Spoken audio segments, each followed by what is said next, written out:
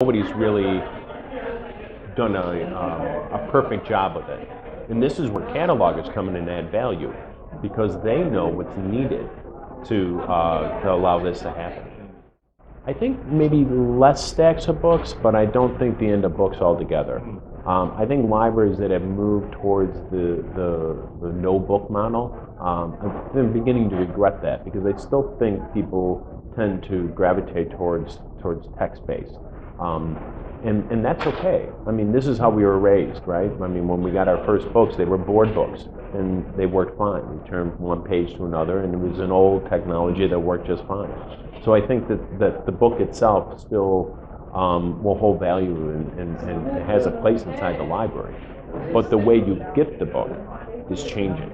So we used to go to vendors and pay $45 for one copy of, whatever it was, or even more. I mean, we can use Amazon now or interlibrary loan services to exchange resources between libraries.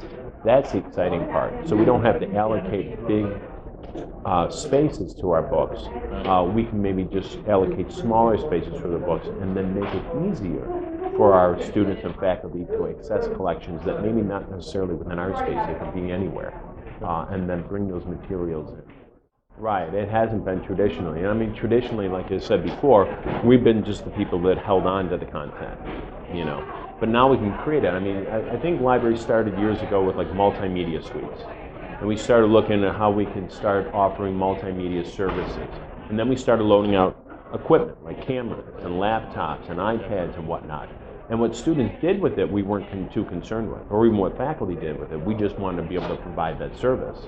But now what we're seeing is that they're taking the equipment, or they're taking our services, our spaces, and doing something that we maybe didn't necessarily envision when we first offered them. So when they create content, or they create video content, for example, they can create this content and then share it openly. So now it becomes a body of work that isn't finalized, right? It's never a finished product. It's something that somebody can walk into or come to and remix it, revise it so it's their own. And the library just provides the space and the facility, and also provides maybe a culture of freedom. So it lets people come in and experiment, and allows people to come in and feel safe in that experimentation. Because when you're learning, sometimes you have to fail. And I think that if you're going to fail in your learning, fail in the library. Sure, I think that's the big role for libraries as well, is helping faculty and staff, instructional designers, and IT professionals to locate a lot of this open content. I mean, libraries have always been in the content game.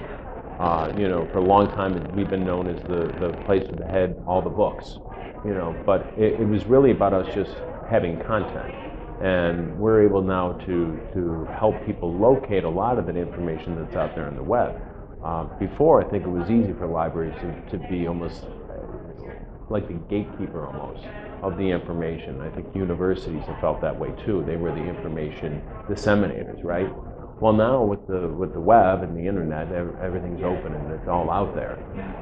In libraries right now, I think, and librarians specifically, I think, have a big role in helping people to navigate that morass, because it's oftentimes difficult to find the content, and then knowing what the legal responsibilities are on when you find it.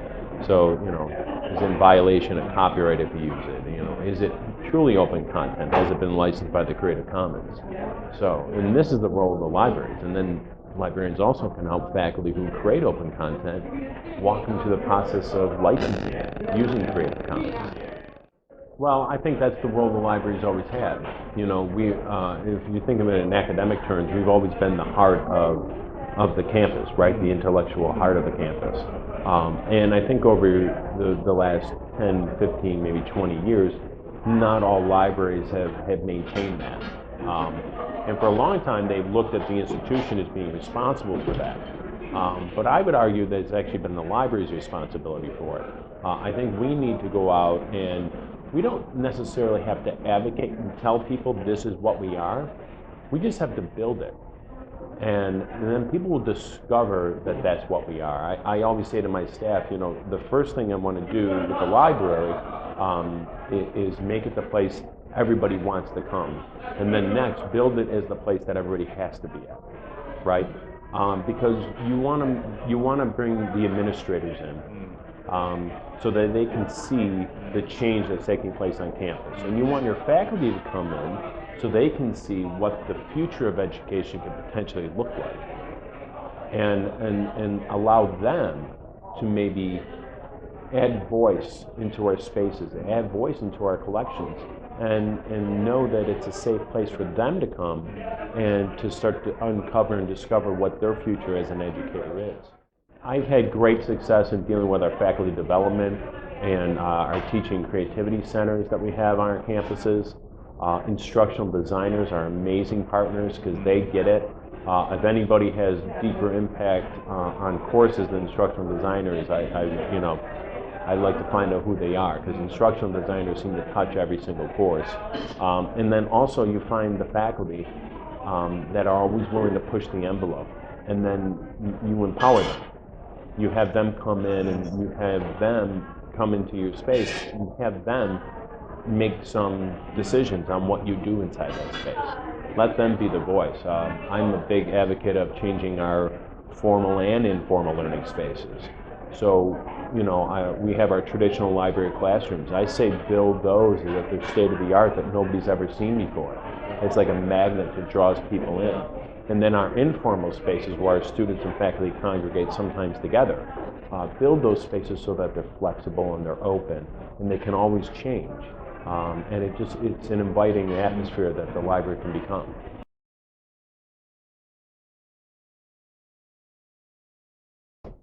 If I have a faculty member who wants to, let's say, move to an open textbook, I may not have them immediately adopt an open textbook right away. I may then have them adopt maybe a chapter or two, just so that they become familiar with it. If you give them a big piece to bite off at once, it may be too much, and they won't come back and say it's too much. They just won't come back. So small pieces. And then once they start seeing the value and watching how their students really engage with the open content, and that's the exciting part, is how students are engaging with the open content. They're just feeling more connected to it. I think once they see that, then they'll be excited to explore more. And this is where a librarian also comes in, because we can walk them through that process of locating the material. Be an active listener.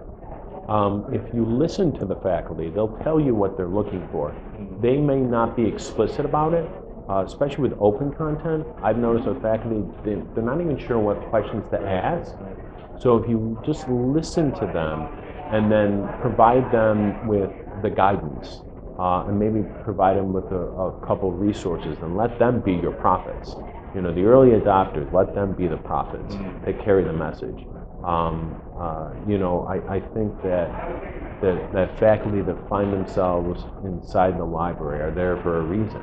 And I think we have to listen to what they're saying, because we think we know what our students want. We always think we know what our faculty want, but I think we have to change our ideas of what that really means.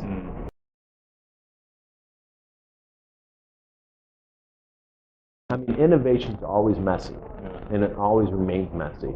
And that can be chaotic at times, but at the same time, it's exciting. It does get chaotic at times because it gets a little loud. People are unsure what tomorrow is going to bring. But occasionally buy the staff a cup of coffee or maybe have an ice cream social. Well, in each library will be different. I mean, some people, it starts with the library director. They, find somebody on their staff to say, they find somebody in their staff and they say to them, go and investigate OER. Or they find somebody on the staff who approaches them and says, hey, this is something that I'm very interested in. And if the director is open enough, they'll let that individual go out and explore. So I don't think it's just one particular type of librarian. It's whoever finds themselves there. And once they find themselves there, it's like throwing a pebble in a still body of water. It's just like a ripple effect. Because once the librarian starts introducing the idea of open to the rest of the library staff, it almost becomes like a natural fit. because we're buying all this content, right? And it's so expensive, and we know we have a really poor return on investment. And what's crazy, especially in the SUNY system, is we have faculty that create the content, and then we buy it back from the publisher, right? Well, now libraries, we've always been advocates for open access. And when we start thinking about open educational resources, it doesn't have to just stay in the idea of like a textbook or a journal article. It can become video, it can become audio clips, any type of learning object. Students are the change agent. When the students are inside the space and they're excited about the space, the faculty come in and they find out this is where the students are. Then they may say things, especially in the States, we have faculty have open office hours that nobody ever shows up at. So faculty started showing up in the library to conduct these office hours, and they realized that their students were there already. So it was a natural fit. And then when faculty were looking for a place to maybe try a different form of teaching, some sort of active learning experience, have a classroom that they can come in and play with. So their faculty colleagues maybe aren't so close by to actually observe them, break it, So, create that safe environment for them to explore and to be, pioneers. Well, I think anytime the sea changes, right? People who maybe looked at their profession only through certain eyes for a while are hesitant to change because it's new, and the story doesn't have an end as of yet, so they can't see a clear picture of what it's going to look like. And people tend to adapt and adopt change much easier if they actually can see how this is going to all play out, how it's all going to end. And for a lot of librarians, they're really unsure. So I think there's where you get hesitation and uneasiness.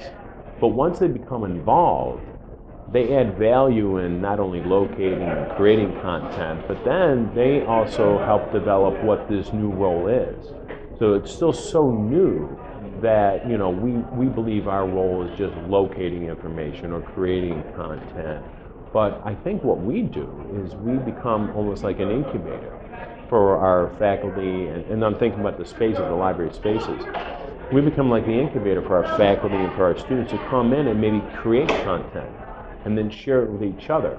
And if we start thinking about it in a local context, it's really exciting.